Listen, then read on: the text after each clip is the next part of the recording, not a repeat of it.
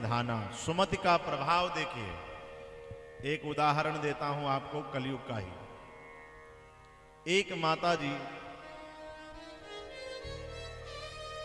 जिन्हें दिखाई नहीं देता था, धन से भी निर्धन थी, अब भोलेनाथ प्रकट हो गए। भोलेनाथ ने कहा मांगिए कुछ माता जी, तो मांगिए कुछ माता जी। जब मांगने के लिए कहा तो भोलेनाथ ने प्रतिबंध लगा दिया, एक वरदान मांगना।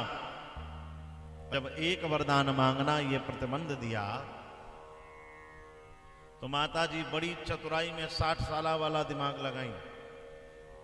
लोग कहते हैं जब बुढ़ा जाते हैं तो सठिया जाते हैं, बुद्धि कम हो जाती है। जय भोले जय भोले। हमारा माथा सोना देखे तो समझ गए चंदन गुरु जी के पास नहीं बचा है, और हमारा चंदन यही पूरा किया करते हैं। जोरदार ताली बजावें। और हमारे ही नहीं, आप सभी के भी माथे पर अभी चंदन लगने जा रहा है। बड़ा सुंदर चंदन का ये निर्माण करते हैं। काफ़ी कुछ इन्होंने अपनी खोज इसमें किया है। जिसको भी चाहिए आप लोग ले सकते हैं। काफ़ी भक्तों ने इनसे लिया भी है। आपके लखनऊ क्षेत्र से ही है, महानगर से। बड़ी दूर दूर तक इनका चंदन जाता है। एक बार ताली बजा दें भाई। हमारे सुरेश तिवारी चंदन वाले बैनर भी इन्होंने लगा रखा है। क्या क्या विशेषताएं हैं इस चंदन से। बोलिए वृंदावन बिहारी लाल की जय हो। तो क्या मैं बता रहा था, ध्यान दीजिए। जरा सा कुछ कहने लगो तुरंत फुट फुट फुट फुट चालू हो जाते हैं आप लोग। हे भगवान, बात ये नहीं है, बात ये है कुंभ में अभी सब बिछुड़ गए थे, करोड़ों का जनसैलाब था। अब यहां पर कथा के माध्यम से फिर मिल गए। ये देखो गुब्बारे ने सहमति दे दिया है। चलिए ध्यान दीजिए, थोड़ा सा समय है तो बिल्कुल भी बातचीत ना करें, आप ध्यान से कथा समझें। मैं पूछ रहा हूं आपसे, ध्यान दीजिए। सुमति का एक प्रभाव देखिए। माता जी ने 60 साल का दिमाग लगाया। माता जी ने भोलेनाथ से कहा बाबा हम अपने पोता को सोने की थाल में भोजन करते हुए देखना चाहते हैं। भोलेनाथ ने कहा तथास्तु मैया, वरदान पूरा होगा, जाइए। आशीर्वाद दिया। अब माता जी मुस्कुराने लगी, बाबा आपने आशीर्वाद तो दे दिया लेकिन वरदान तो हमने कई मांगे हैं, आपने कहा था एक ही वरदान मांगो। अरे सोने की थाल तो घर में जब आएगी जब हमारे घर में रुपया टका होगा, खाने को अन्न नहीं है। और देखेंगे तो जब जब हमको दिखाई देता होगा, हम तो कई सालों से अंधे हो गए हैं। और पोता को खिलाएंगे जब जब घर में पोता होगा, पोता ही नहीं है। बाबा ने कहा मैया तथास्तु, कोई बात नहीं, आशीर्वाद तो दे ही दिया है लेकिन तुमने भगवान को भी चकमा दे दिया है।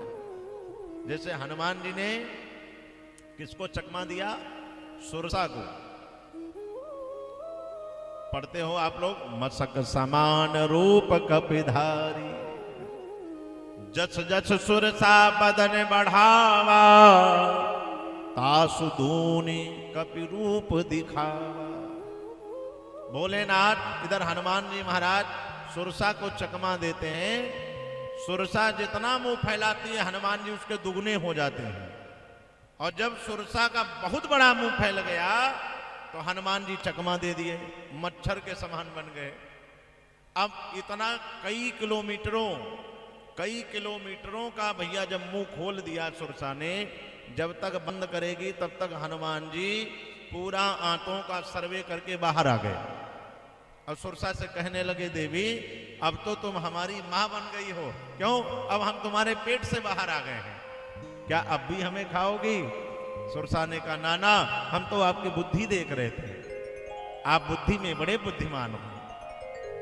इसलिए हनुमान जी के लिए लिखा जाता है अतुलित बलधामम, ज्ञानियों में बड़े ज्ञानी हैं, ज्ञानिनाम अग्रगण्यम।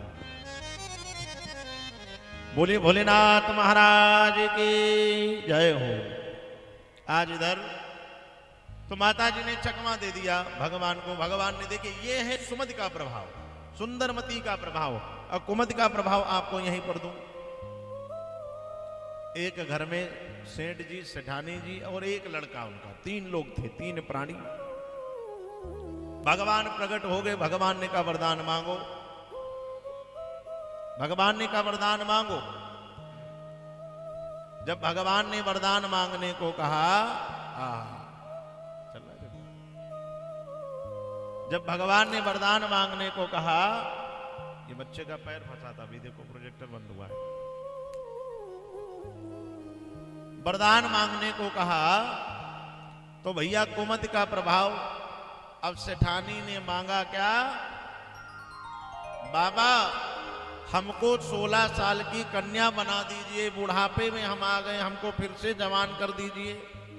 भगवान ने कहा तथास्तु। अब माता जी 16 साल की कन्या बन के खड़ी। अब सेठ जी बूढ़े, पत्नी 16 साल की बन गई। कौन यकीन मानेगा कि हमारी पत्नी है, बेटी की उम्र की बन गई। तो सेठ जी का जब नंबर आया, भगवान ने कहा मांगो। तो सेठ जी ने कहा बाबा हमारी पत्नी को कुतिया बना दीजिए। अब बाबा ने तथास्तु कर दिया। अब माता जी कुतिया बन गई। बारी आई लड़के की, बेटा तुम मांगो। क्या मांगोगे लप्पा? तो लप्पा ने भैया मांग लिया वरदान। क्या मांगा? बाबा हमारी माता जी जैसी थी वैसी हो जाए, वरना कहीं पार्टी में जाएंगे लोग कहेंगे मम्मी का परिचय कराओ, तो मम्मी हमारी कुतियां हैं, क्या परिचय कराएंगे। इसलिए हमारी माता जी को वैसे ही बना दीजिए जैसी थी। अब देखिए समझने की बात, भगवान ने तीनों लोगों को चांस दिया, दिया कि नहीं दिया? क्या मिला? बोलिए क्या मिला? कुछ नहीं मिला। इसका मतलब क्या है? यही कुमति का प्रभाव है। चाहते तो लड़का कह देता हमको मुख्यमंत्री बना दीजिए, माता जी चाहते तो प्रधानी पा जाते, पिताजी चाहते तो राष्ट्रपति बन जाते, कुछ भी मांग सकते थे। लेकिन कुमति का प्रभाव